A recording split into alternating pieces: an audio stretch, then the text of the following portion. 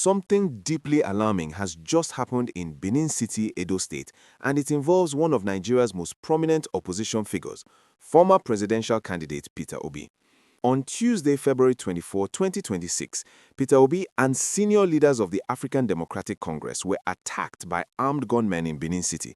Vehicles were destroyed, a gate was riddled with bullets, people ran for their lives, and the man at the center of it all says plainly, "This looks like a survived assassination attempt."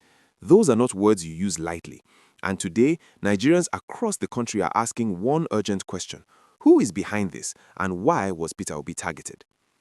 Here is exactly what happened. Peter Obi had traveled to Benin City, Edo State, for a very specific political purpose, to witness the formal declaration of Olumide Akpata as a member of the African Democratic Congress. Akpata is a former president of the Nigerian Bar Association and one of the most prominent legal minds in the country, and his entry into the ADC was being celebrated as a major boost for the party. The event took place at the ADC Secretariat in Benin.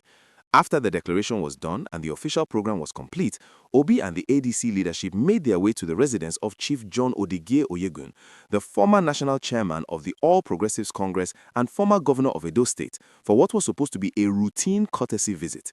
That is when the attack happened. Armed individuals who had been following the convoy from the ADC Secretariat closed in as the group arrived at Odigie-Oyegun's residence. The assailants opened fire at the gate of the compound. Multiple vehicles in the convoy had their windscreens smashed. The gate itself was riddled with bullets. Photos and videos that began circulating on social media within minutes of the attack showed the full extent of the destruction: SUVs with shattered windows, a bullet-pierced metal gate, and the kind of chaos that only breaks out when people believe their lives are genuinely at risk.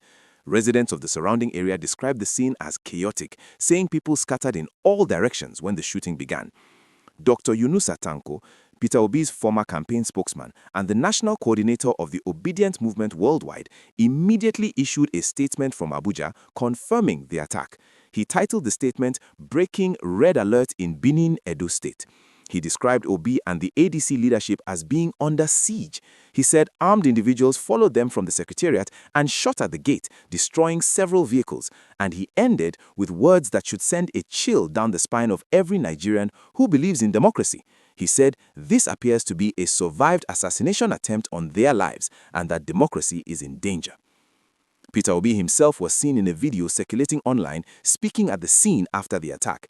He confirmed that the assault happened shortly after they left the ADC headquarters. He was visibly shaken but physically unhurt. The Whistler confirmed that Obi escaped unharmed alongside most of the ADC chieftains, though it was also reported that some individuals sustained injuries and were taken to hospital for treatment. As of the time of this report, no official statement had been released by the Edo State Police Command, and no arrests had been announced, though police officers were seen arriving at the scene. Now, if you're just hearing about this story for the first time and you want to stay on top of every development as it unfolds, subscribe to this channel right now, hit that notification bell, and make sure you never miss a breaking update like this one.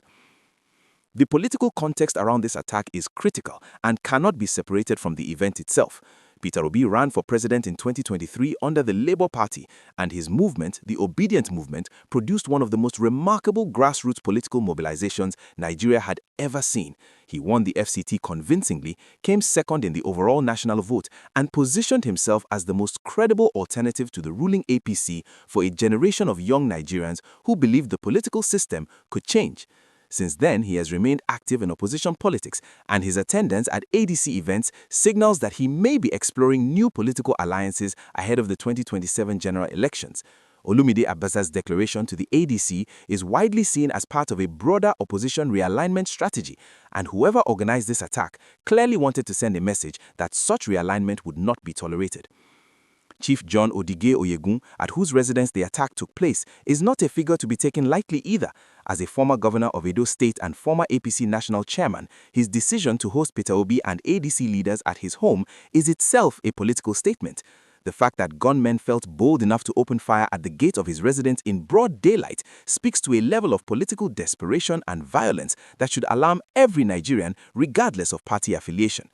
This is the state of Nigerian democracy on February 24, 2026. An opposition leader visits a political event in a state capital, makes his way to a former governor's home, and is met with gunfire.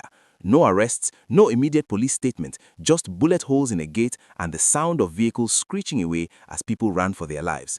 The question every Nigerian must answer for themselves is this: if opposition figures are not safe attending their own political events in Nigerian cities, what does that mean for the 2027 general elections that are now less than 12 months away? Drop your honest thoughts in the comments below. Share this video so that every Nigerian who needs to know about this attack sees it today. Like it if this breakdown gave you the full honest account of what happened in Benin City. And stay subscribed because as Peter Obi and the ADC respond formally and as pressure mounts on the Edo State Police Command to act, we will be right here bringing you every single update as it breaks.